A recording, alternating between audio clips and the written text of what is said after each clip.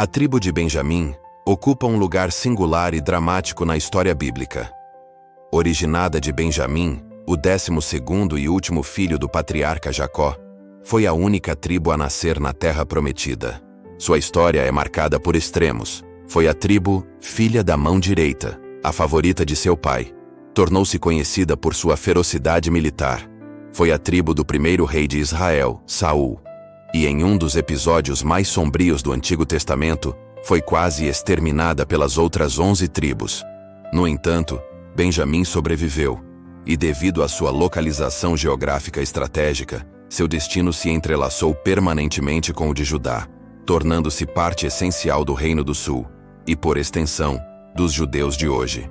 A origem de Benjamim é definida por um misto de tragédia e amor.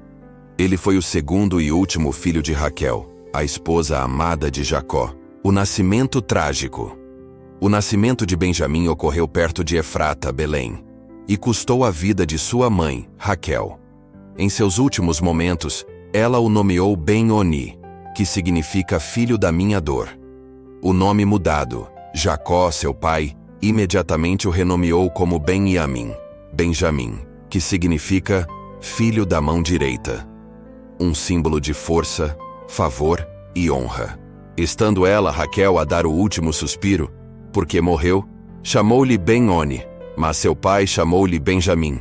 Gênesis 35:18. O favorito de Jacó. Após a suposta morte de José, o jovem Benjamim tornou-se o filho favorito de Jacó, o centro de sua proteção. A história da ida dos irmãos ao Egito, Gênesis 42:44, gira em torno da relutância de Jacó em deixar Benjamim ir e da armação de José para forçar a vinda de seu irmão mais novo. No leito de morte, Jacó abençoa seus filhos, e a profecia para Benjamim define o caráter da tribo. Benjamim é lobo que despedaça, pela manhã devorará a presa, e à tarde repartirá o despojo. Gênesis 49:27. Esta bênção previu com precisão a natureza da tribo. Feroz, guerreira e habilidosa no combate, os benjamitas se tornariam famosos por sua destreza militar, especialmente como fundeiros, atiradores de funda, notavelmente canhotos. Juízes 20:16. Após a conquista de Canaã, a tribo de Benjamim recebeu um território pequeno, porém de valor incalculável: a herança. O território benjamita era uma faixa de terra encravada entre as poderosas tribos de Efraim, ao norte, e Judá, ao sul. Cidades-chave. Esta pequena área continha cidades cruciais como Jericó, Betel e, o mais importante, a cidade de Jebus, que mais tarde se tornaria Jerusalém. Embora Jerusalém tenha se tornado a capital de Davi, de Judá, ela ficava tecnicamente na fronteira ou dentro do território de Benjamim. Josué 18:28. O período dos juízes revela o capítulo mais sombrio de Benjamim. Um crime hediondo ocorreu na cidade benjamita de Gibeá: o estupro e assassinato da concubina de um levita.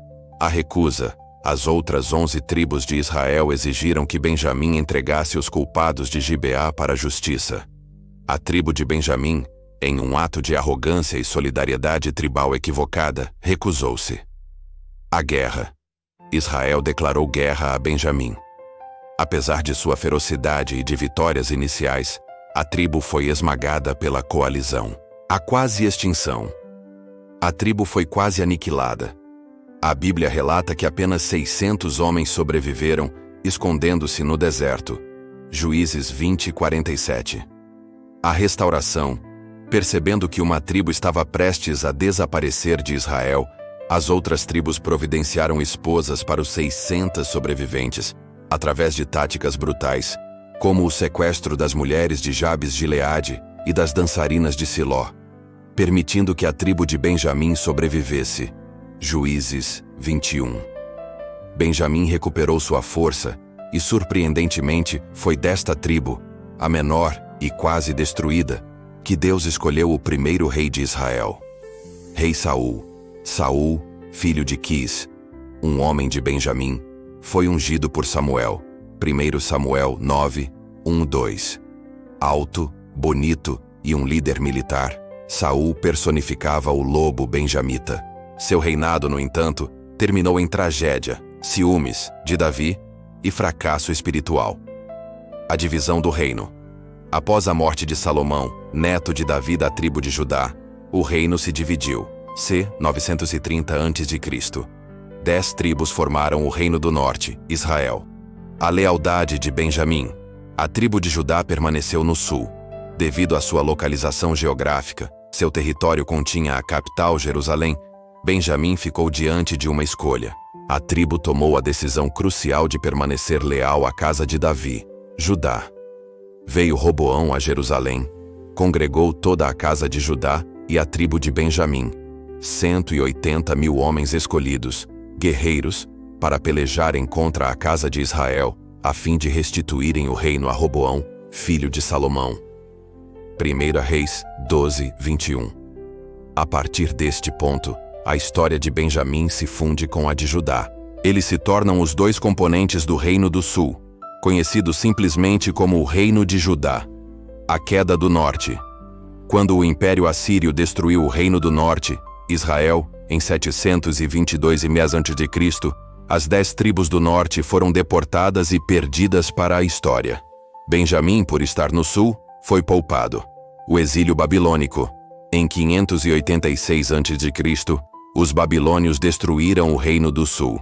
O povo de Judá e o povo de Benjamim, juntamente com os levitas, foram levados cativos para a Babilônia.